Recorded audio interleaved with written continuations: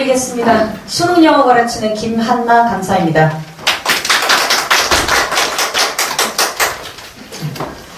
자, 오늘은 별다른 아이스 브레이킹 없이 바로 올해 수능 영어가 얼마나 뜨거웠는지, 왜 뜨거웠는지.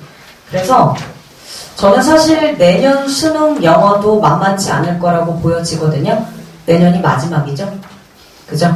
그래서 사실 제 주변에 있는 제자들 중에 많은 의대생들도 내년 시험까지는 본다고 해요. 다들. 지금 뭐 두 번째, 세 번째, 네 번째까지도 내년이 마지막 기회이기 때문에 그런 이야기들을 하거든요. 그래서 사실 이제 내년 수능은 그런 상황에 놓여진 채 아이들이 이제 시험을 보게 될 그런 제도라고 생각을 해주시고요. 그래서 내년 1년 동안에 어디에 포커스를 맞춰서 공부를 해야 될지 그렇게 좀 말씀을 간단하게 드리고 넘어가도록 하겠습니다. 자, 올해 수능은 2018년도 절대평가 이후에 1등급 비율이 가장 낮을 것으로 예상이 되는 가장 어려웠던 시험이에요. 그래서 지금 보면은 사실은 올해 수능을 이제 종로학원에서는 3.8% 예상을 하고 있고 광주교육청에서는 3.61 예상을 하고 있거든요. 그래서 한 3% 내외 정도로 나오지 않을까라고 이제 저도 생각이 좀 들고요. 근데 이번 시험을 사실 한마디로 표현하면 저는 나쁜 시험이라고 이야기를 해요. 사실 이 정도로 어렵게 출제를 할 거였으면 6평을 이렇게 내면 안 되는 거예요. 그쵸? 그래서 보통은 지금 보시면 거의 6, 9평 사이의 평균값의 1등급 비율을 맞추고 있거든요. 작년의 경우도 이 정도 사이로 내고 있잖아요. 자, 근데 이번에는 9평보다도 더 낮을 것으로 예상이 되고 있으니까 분명히 어려웠던 시험은 맞고요. 그래서 왜 어려웠냐면 사실 듣기 굉장히 무난했고요. 문법도 29번의 ing가 고전적으로 정답으로 출제가 되면서 그냥 주는 문제였어요. 자, 그런데 간단하게 제가 세 가지 이유를 들어서 설명을 좀 드릴게요. 자, 첫 번째는 뭐냐면 1, 2교시의 영향에서 벗어나지 못했어요. 저도 저번 주에 수능을 봤거든요. 2주 전이죠. 시험장이 있었는데 제 고사장에 있던 여학생 한 명이 1교시 끝나고 진짜 눈이 퉁퉁 불어서 나갔어요. 그 정도로 1교시가 어려웠다는 거죠. 그래서 제가 다시 한번 강조를 드리는 건 뭐냐면 수능 영어 3교시는요 정말 불확실한 시험이에요. 그렇기 때문에 아이들이 그냥 그 일 그 풀이 안 돼요. 그저 읽고 그저 푼다. 이게 안 되거든요. 그래서 분명한 명확한 원칙을 세워두고 45문제를 접근을 해야지만 70분 동안 내가 그 문제를 풀 수가 있는 거예요. 그래서 공식대로 하라라고 제가 항상 강조를 하거든요. 그 공식에 맞춰서 기계처럼 문제를 딱딱딱 접근하는 것이 맞고요. 자, 두 번째 뭐냐면 6, 9평 어휘예요. 자, 이 점이 매우 중요합니다. 저는 이제 6, 9평의 시험이 끝나면 거의 병적인 수준으로 분석해서 학생들에게 수업을 하거든요. 뭐냐면, 자, 이걸 생각해 주시면 될 것 같아요. 제가 이제 시험을 보는데 너무 이상한 거예요. 뭐가 이상하냐면, 분명히 이제 지문이 있으면 밑에 당구장 표시해가지고 각주를 주거든요. 근데 그 각주가 너무 이상한 거예요. 무슨 얘기냐면, 지문 안에 되게 어려운 어휘는 각주를 주고 안 알려줘요. 되게 이건 학생들이 알만한 어휘인데 굳이 왜 각주를 줄까? 이상하다 라고 생각했거든요. 근데 그 어려운 어휘들의 일부는 여기 6, 9평의 어휘에서 이미 예고를 했던 거예요. 대표적인 단어로 reiternate라는 단어가 있거든요. 그게 반복하다라는 뜻이에요. 6평에서는 지문이 있었고 밑에 각주를 줬어요, 뜻을. 근데 그 어휘를 똑같이 수능에 내면서는 각주를 주지 않았다는 거죠. 이 얘기는 뭐예요? 6, 9평을 매우 참조해서 미리 공부를 해야지만 수능 영어에서 일단은 유리한 고지에 설 수 있다라는 것을 알려주는 거고요. 그래서 학생들이 읽으면서도 지문의 소재가 막 대단히 어렵거나 생소한 건 없음에도 불구하고 어때요? 어휘에서 일단 기본적으로 팍팍 막히니까 기출 어휘 범위를 좀 넘어선 어휘들이 다수 있었다라는 거고, 그리고 또 한 가지 말씀을 드리면 세 번째는 애들이 시간이 많이 부족했을 거예요. 저는 뒷모습을 이제 제가 봤거든요. 제가 1분단 네 번째 줄에 앉았는데 아이들이 이제 문제를 푸는 걸 이제 딱 보니까 2교시 수학보다 바쁘게 움직이는 게 아이들이 3교시 영어예요. 영어 시간이 그만큼 70분이 정말 쫓겨가면서 문제를 푸는 거거든요. 무슨 얘기냐면 지문이 그래도 어느 정도 읽혀도 선지에서 너무 헷갈리는 거예요. 보통 아이들이 많이 헷갈리는 선지가 33, 34, 38, 39번이에요. 보통 거기에서 아이들이 많이 힘들어하는데 그냥 그 네 문제 이외의 문제에서도 예를 들면 지금 청원이 들어가 있는 24번 제목 문제 있죠. 3점짜리 그런 문제라든지 아니면 아이들이 조금 평상시에는 쉽게 푸는 40번 요양문 여기에서조차도 어때요? 선지에서 둘 중에 하나 고민하는 것들이 많았다라는 거죠. 그래서 선지 변별력이 매우 어려운 구평을 뛰어넘는 그런 문제였다라고 좀 말씀을 드리고요. 그래서 킬러는 역시나 킬러다웠다. 오히려 준킬러도 매우 킬러스러웠다라고 좀 말씀을 드리고 요게 이제 오답률 탑 9입니다. 자, 요 밑에 있는 3번을 조금 봐주시면 될 것 같아요. 자, 올해 유평이 어땠어요? 굉장히 쉬웠죠. 그래서 19%나 1등급 비율이 나왔고요. 그 이유인 즉슨 60%, 오답률 60% 이상이 세문화밖에 없었어요. 세문화밖에 없어요. 그리고 구평이 갑자기 어려워진 데 이유는 8문항이나 나왔어요. 근데 수능은 한 문제 더 9문항이나 나왔고 60% 이상의 오답률을 찍은 평균값을 보시면 지금 어때요? 거의 한 3% 이상 3% 이상 어려웠으니까 4.5%보다 어려울 것이라 보여지는 거고 하지만 이 문제 보고 문제가 너무 더러워 이럴 순 없어요. 문제가 매우 깔끔했습니다. 뭐냐면 평가원의 기출 공식에서 벗어나지 않았어요. 그래서 이 부분은 좀 사진을 찍어서 집에 있는 아이들에게도 조금 보여주시면 좋을 것 같아요. 이게 이제 학생들이 선지가 3, 4번 중에 헷갈리는 이유 중에 하나거든요. 답이 3번인데 왜 4번이라 고민했을까? 이런 이유들이에요. 이런 이유들. 그래서 이번에 아이들이 조금 많이 어려웠던 문제가 뭐였냐면 이런 거예요. 상대적 단절. 왜냐면 두괄식도 미괄식도 양괄식도 아니에요. 주제문이 어디 있어요? 중간에 있어요. 그래서 유행어가 뭐예요? 중괄식이라는 얘기가 생긴 거예요. 그래서 지문이 쭉 이렇게 흘러내리다가 중간에 주제문을 줬는데 그게 주제문인 걸 아이들은 못 찾아요. 왜? 굴곡이 적었어요. 그래서 내용이 꺾이는 그 굴절이 적었기 때문에 아이들은 그 흐름을 타지 못하면 그냥 3번 찍는 거예요. 답은 4번인데. 이런 식이거든요.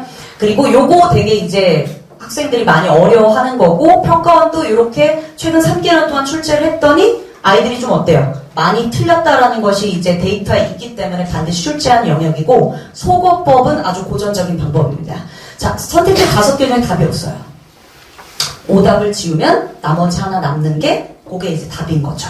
그 다음에 대표법. 많이들 못하죠. 구체적인 내용은 정답이 될 수 없거든요. 그래서 그런 것들 조금 많이 출제가 됐고 이렇게 이제 항상 문제를 풀 때 중요한 부분 뭐냐면 일단 글이 주어졌을 때 시간 내에 글을 파악할 수 있는가 그리고 1, 2, 3, 4, 5번의 선택지 중에서 내가 답을 찍었는데 그 근거가 무엇인가 이걸 찾아야 되고요. 그럼 만약에 헷갈렸으면 왜 헷갈렸는가 그걸 찾아내고 분석하는 훈련이 가장 중요하거든요. 그래서 그런 훈련은 우리 수업 시간에 많이 하고요. 근데 이런 건 이제 제가 한 가지 말씀을 드리는 건데 제가 항상 강조를 했잖아요. 서두에 6구평은 정말 병적으로 분석을 해야 돼요. 왜냐하면 전 학생들에게 이번 연도에도 수업을 할 때 작년 수능 중요하지 않다.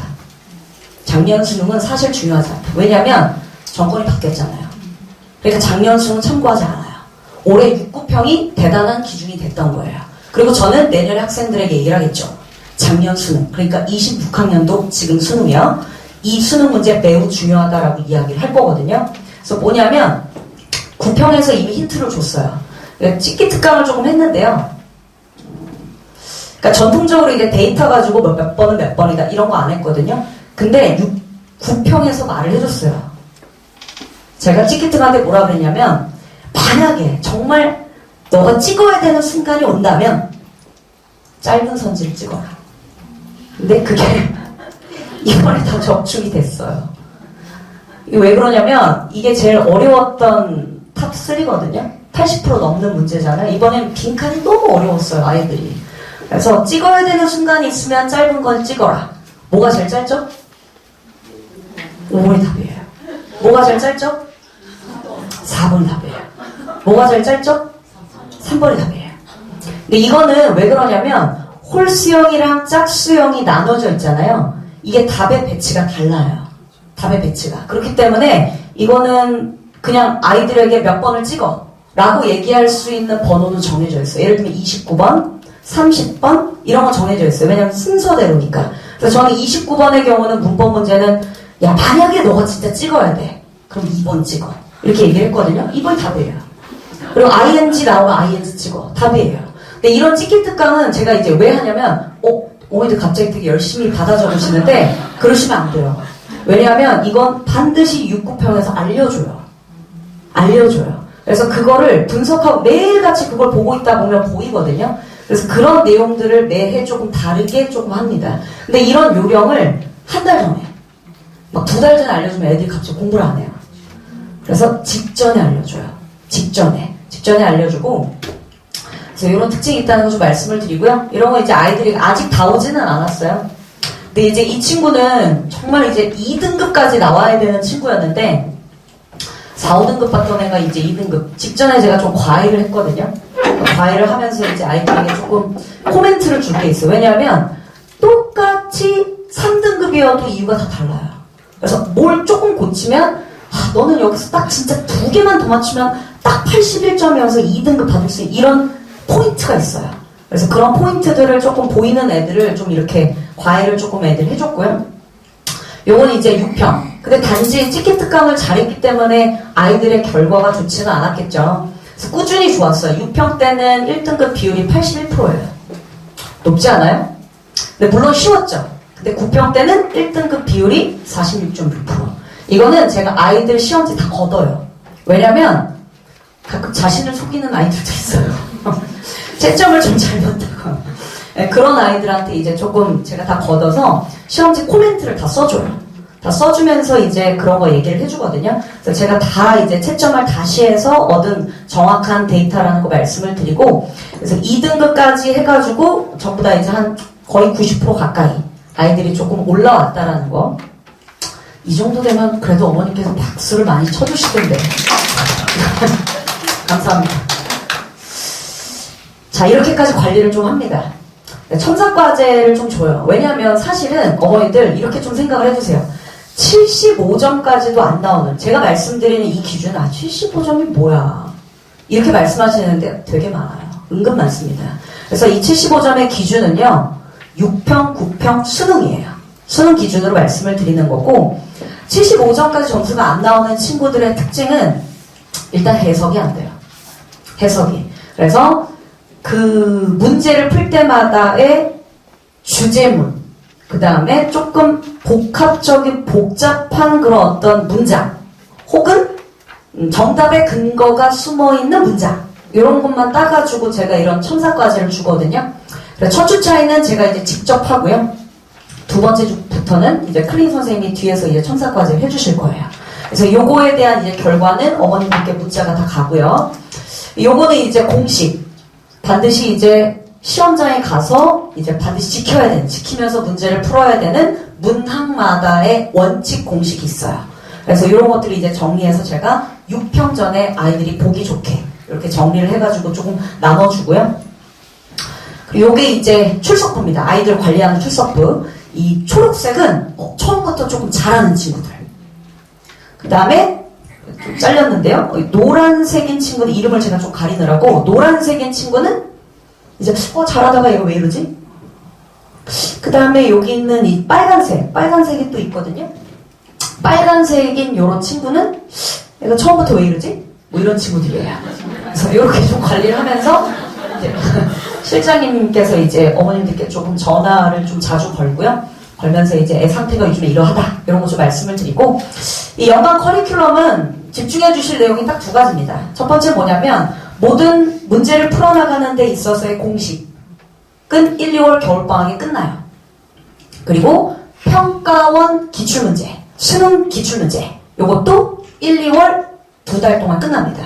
사실 2달이 제일 커요. 그때 아이들의 개념, 그리고 시험 문제가 이렇게 나오니까 내가 공부의 방향성을 이렇게 잡아야겠구나 라는 게 끝나는 시간이에요. 그리고 3, 4, 5월은 EBS와 창작 문제로 가요. 창작 문제. 제 수업의 시그니처가 뭐냐면, 뭐 여러 가지가 있겠지만, 아이들이 기출문제를 공식에 맞춰서 풉니다. 그러면 기출문제 이렇게 풀리는구나 라는 걸 경험하고 그 어디에서 보지 못한 창작 문제를 아이들이 그 자리에서 문제를 풀면서 적용시키는 훈련을 같이 하는 거예요. 그래서 배운 공식을 그날 바로 체화시킬 수 있게끔 바로 써먹을 수 있게끔 하는 게 가장 제 수업의 강점이거든요. 그리고 모의고사가 다른 커리큘럼보다 좀 빨리 시작을 해요. 그래서 아이들이 이제 5월 달에 이제 학교 내신 시험이 끝나고 오면 바로 이제 6월 대비한 모의고사가 바로 좀 시작이 된다라는 거고요. 제가 이렇게 이제 하는 모든 내용들을 챗GPT에 문제를 띄워놓고 수능 문제랑 어느 정도로 유사하냐라고 나왔을 때 밑에 멘트로 충격적으로 유사함 이렇게 나오더라고요. 그래서 믿고 맡기셔도 되는 커리큘럼 컨텐츠라는 걸 다시 한번 강조를 드리고요. 요것도 찍어가세요, 여러분들. 요거. 아들 몇 점이야? 물어보시고요. 아이들이 지금 등급과 점수대가 이러하다면 극복해야 되는 문항은 이거예요. 그러니까 제가 항상 얘기하는 얘들아 33번, 34번 맞출 생각 하지 마. 그거 맞출 바에는 차라리 더 쉬운 3점짜리를 맞춰. 더 쉬운 2점짜리를 맞춰. 라고 얘기하거든요. 수능 영어는요, 어머니 풀어야 된 문항들 시간대로 순서가 정해져 있어요. 순서대로 풀어야 돼. 막 1번부터 풀고 있으면 안 돼요. 그래서 45번을 제일 마지막에 풀고 있으면 안 돼요. 그래서 풀어야 되는 문항 번호대로. 그래서 전략적으로 조금 들어가야 된다라는 걸 좀 말씀을 드리고 또 한 가지 시그니처는 뭐냐면 요거죠, 요거. 이 점수대가 안 되는 친구들은 듣기 중에 독해가 안 되는 거예요. 듣기 중에 독해 안 되는 게 많습니다. 독해가 안 된다는 뭐냐면 일단 듣기 무조건 다 맞아야 되죠. 그 다음에 듣기 하면서 독해는 최소 7문제 풀어줘야 돼요. 최소 7문제. 정말 많이 푸는 친구는 11문제 풀어요.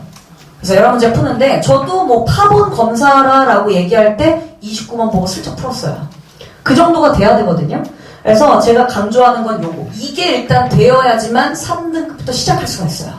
그리고 이게 되어야지만 사실 여기에서 맞는 독해, 기본적인 어떤 실력이 있기 때문에 이걸 할 수 있는 기반이 쌓이는 거거든요. 그래서 순서대로 제발 하라고. 그냥 우장창창 모의고사 보고 와당탕탕 막 점수 나오고 매번 1등급이야 2등급이야 엄마 3등급이야 이런 거 하지 말고 순서대로 정복해 나가는 요런 이제 순서를 제가 이제 아이들에게 강조를 많이 하고요. 수업 시간은 요렇게 좀 진행이 됩니다. 그래서 20분, 5분, 10분 동안에는 이제 어휘에 좀 확장이 있어요. 예를 들면 이번 시험에서도 green이라는 단어가 나왔거든요. green 초록색 아니겠죠. 친환경적 아닙니다. 이제는 green이 뭐로 나와요? 수능에서도 초심자리, 초보자리 이런 뜻으로 나와요. 그래서 이면적인, 아이들은 알고 있지만 이면적인 뜻 이런 것들을 통해서 한 5분씩은 되게 짧게 하고요. 그 다음에 이제 주로 이제 100분에서 120분 정도가 요 문제. 요게 메인이라 보시면 돼요. 그냥 처음부터 끝까지 읽고 푸는 게 아니에요. 그게 되는 애들은 이미 어렸을 때부터 정말 책을 많이 읽거나 아니면 유전적으로 타고난 친구들이 언어적으로. 그냥 읽었는데 엄마 이해가 가. 이런 애들 말고 일반적인 아이들은 이게 돼야 돼요. 공식이 돼야 돼요. 글을 읽는 법이 이렇고 그렇기 때문에 또 유형별로 문제를 제목이랑 빈칸은 분명히 달리 풀어야 돼. 빈칸의 위치가 이럴 때 저럴 때도 달리 풀어야 돼. 라고 하는 걸 제가 조금 강조를 하고요. 이번에도 제가 좀 분석을 했을 때 7줄이더라고요. 가장 긴 게. 한 문장이. 굉장히 길죠? 그래서 평가원의 문장의 호흡이 점점 길고 복잡해지고 있기 때문에 요걸 또 무시할 수는 없습니다. 요건 또 내신에도 중요하기도 하고요. 그래서 한 20-30분 정도는 이렇게 하고 그날에 배운 내용을 바로 적용합니다. 바로 적용하는 테스트를 본다는 이게 사실은 이 수업을 듣는 상위권 아이들의 이유예요. 이 테스트가. 그래서 봐주시면 되고요. 그래서 수업 시간은 이제 우리 중계에서는 일요일 이렇게 수업이 조금 진행된다는 거 2시부터 5시 이렇게 좀 진행하도록 하겠습니다. 자, 어머니들 생각하시는 것보다 제가 좀 많이 유명합니다. 네. 예전에 제가 정관장 CF도 찍었고요. 네, 드라마에도 좀 수에 출연했습니다. 자, 이런 말씀 드린 이유는 그만큼 맡기셔도 됩니다. 네. 그래서 믿고 맡기셔도 되는 1년 커리큘럼 탄탄하게 준비를 더 하고 있으니까요. 개강날 뵙도록 하겠습니다. 저는 12월 5일 설명회 때 다시 한번 뵙도록 하겠습니다. 감사합니다.